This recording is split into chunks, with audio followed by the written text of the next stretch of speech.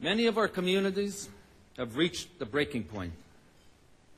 The anger and frustration are palpable. People are so tired and fed up with this type of existence, especially when all around them is a better life and hope. Living without hope is perhaps the worst aspect of life for so many of Canada's First Nations. The lack of hope plays out in so many ways. Desperation breeds abuse, suicide, crime, civil disobedience. And what shame this brings to a country like ours, one of the richest countries in the world. What a black mark it is against Canada internationally. How can Canada continue to hold itself up as an example for other countries? But now you're probably thinking, yes, we've heard all this before. The conditions of First Nations communities have been reported on extensively by the media. They've done their part to tell this story and continue to tell it. And honestly, notoriety due to the state our peoples have been reduced to is not something we wish to continue.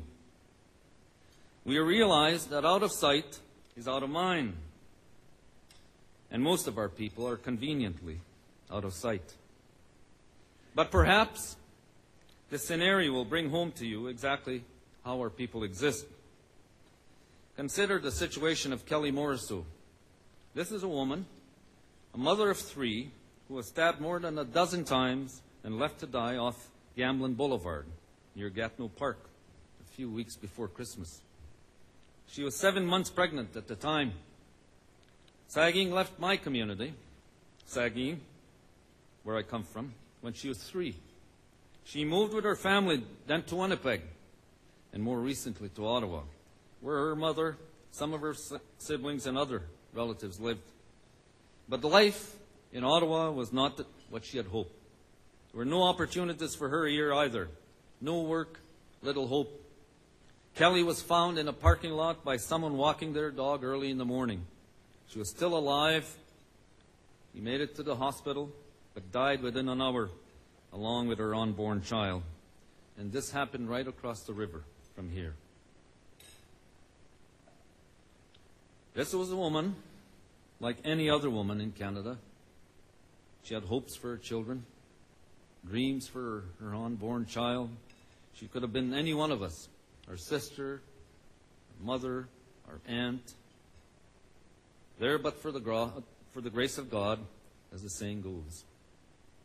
And so where is the public outcry about the loss of Kelly Morrisseau? Especially now with the Picton trial underway in British Columbia. It is estimated that more than 500 First Nations women have disappeared or died violently during the past 30 years. These are shocking images to think about. They make people uncomfortable. It's unfortunate that I have to speak about these realities, but hopefully you'll feel uncomfortable enough to do something about this. So that's the situation we're left with. Now consider for a moment what we've done as First Nations to try to eliminate these circumstances. Think about the number of times and ways and the number of years we've been working on these and the other issues that get in the way of making decent lives for our families and our communities. We've been involved in discussions and roundtables and negotiations and commissions of inquiry for decades now. Decades. Let me give you but a few examples to illustrate my point. In the summer of 1990, a full 17 years ago now, the Hoka crisis erupted. It led to the establishment of a Royal Commission on Aboriginal Peoples in 1992 and the creation of the Specific Claims Commission. And after 4 years of study, actually more like 5.5 years, right? What happened to the report's 440 recommendations? The language used in the report was so hopeful. In the highlights of the report, in a section perhaps appropriately titled Last Words, the commissioners stated, "All of us have a part in securing the new relationship. People and governments, Aboriginal and non-Aboriginal organizations, big and small. We have 20 years of building and experimentation to look forward to, using for the first time in many decades all of the energies, the Aboriginal people, as they create and live the dream of a Canada that they can share with others and yet be fully at home.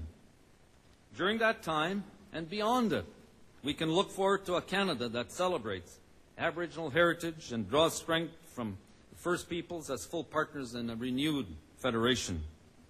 So where did the authors of this report go wrong? Why have so many people's ideas and opinions have been left to collect dust? We are calling for a new relationship, one of mutual respect and dignity. The report also spoke very clearly of the consequences of inaction. History and human decency demand restorations of fair measures of land, resources, and power to our people. On those foundations, self-respect and self-reliance will grow steadily firmer in our communities.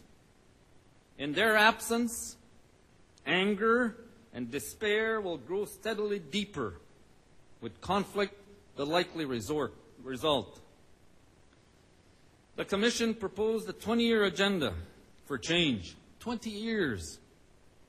It would have been completed in just a few years from now if we had all acted together.